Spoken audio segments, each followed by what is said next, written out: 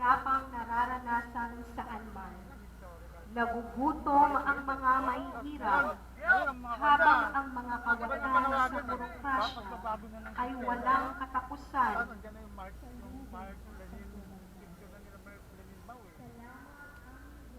Sa pakikibaka, dahil dito, hindi kami nawawala ng pag-asa at alam namin ikaw ay aming kasama sa aming pagtindi para sa katarungan at tama.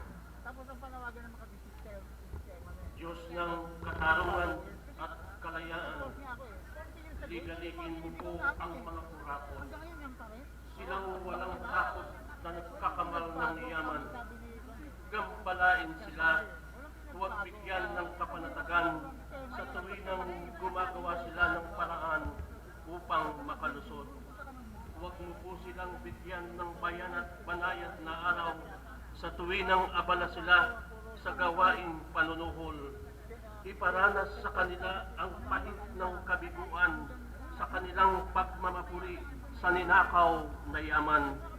Pagkalooban mo ng tapang ang aming mga kabataan na sa bawat hakbang ng kanilang pakikibaka ay masumpungan ang lantay na kapanatagan, pagkat silang handa na magalay ng buhay para sa kapwa at bayan ay palagian mong pinapanigan.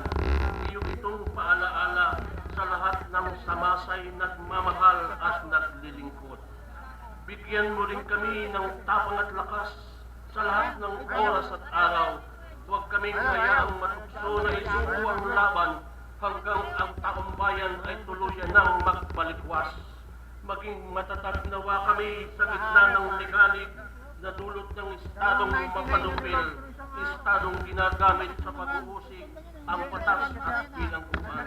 Higit nawa kami maging matatag sa gitna ng eskemang mapanlinlang hanggang maitayo ang pamahalaang tunay na naglilingkod sa sambayanan.